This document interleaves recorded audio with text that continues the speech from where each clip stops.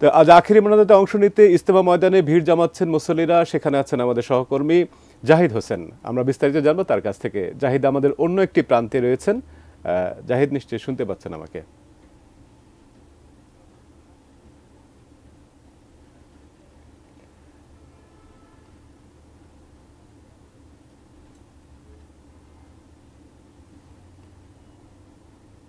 পুরো 12টা নাগাদ মূলত আখেরি মোনাজাত শুরু হওয়ার কথা আছে এবং সে লক্ষ্যেই যারা এই 3 দিন ধরে ইজতেমায় অংশ নিয়েছিলেন, এর পাশাপাশি যারা আখেরি মোনাজাতে অংশ নিতে চান তাদের ভিড় আমরা দেখতে পাচ্ছি। যদিও বিশ্ব ইজতেমার প্রথম পর্বের প্রথম ভাগে মূলত 40টিরও বেশি জেলার মুসল্লিরা অংশ নিয়েছিলেন।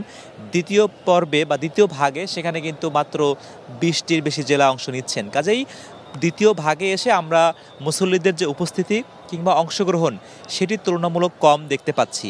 এবং আপনি জানেন যে শুরায়ে নিজাম তথা যারা মাওলানা জুবায়েরের অনুসারী তারা ইতিমধ্যেই প্রথম পর্ব শেষ করে আজকে দ্বিতীয় পর্বে উপনীত হয়েছেন।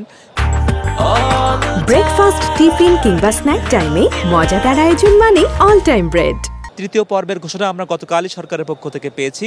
তৃতীয় পর্বে মূলত সেখানে মাওলানা সাদ কান্দালভির অনুসারীরা তারা অংশ নেবেন এবং আজকের এই পর্বে ইতিমধ্যেই ফজরের পর থেকেই বিভিন্ন নসিহতমূলক যে সকল তালিমগুলো রয়েছে সেগুলো চলমান আছে এবং এরপরে মূলত সে সকল যেহেতু বিদেশি ভাষাভাষী মানুষেরাও তালিম করছেন তার বাংলা অনুবাদ রাখা হয়েছে। আমি একটু উল্লেখ করতে চাই, বাদ ফজর সেখানে বেঙ্গালোরের ভাই ফারুক সাহেব তিনি নসিহত করছিলেন।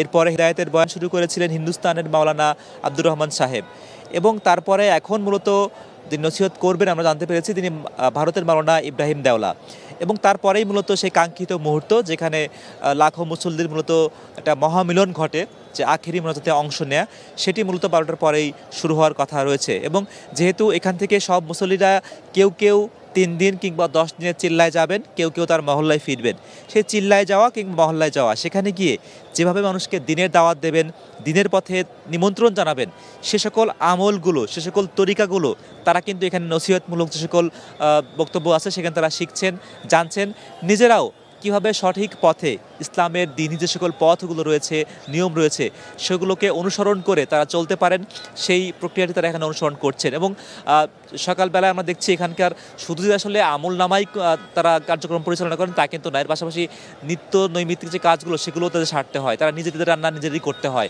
তারা সকালে তারা রান্না বসিয়েছেন, এখন তারা সকালের প্রাতরাশ ছাড়বেন, এরপরে মূলত তাদের যে সকল নিত্যনৈমিত্তিক যে সকল ধর্মীয় কার্যাবলী রয়েছে সেগুলো তারা সম্পাদন করবেন। এবং যেটি বলা হচ্ছিল বারবারই যে এখানে দেশের পাশাপাশি দেশের বাইরে থেকেও মোট 70টির বেশি দেশের নাগরিক তারা মুসল্লি তারা এখানে অংশ নিয়েছেন, তাদের জন্য বিশেষ আয়োজন রয়েছে ঠিক এই ইজতেমা ময়দানের অপর একটি পাশে। তো সব মিলিয়ে আখেরি মোনাজাতকে কেন্দ্র করে ইতিমধ্যেই মুসল্লিরা এখানে আসছেন এবং তারা অপেক্ষা করছেন কখন এ সকল আমলনামামূলক যে সকল ওসিয়তগুলো চলছে তার শেষ হবে এবং শেষ হওয়ার পরে মূলত আখেরি মোনাজাতে তারা অংশ নিতে পারবেন। আপাতত ইজতেমা ময়দান থেকে ছিল আমার কাছে সর্বশেষ। মুকিত।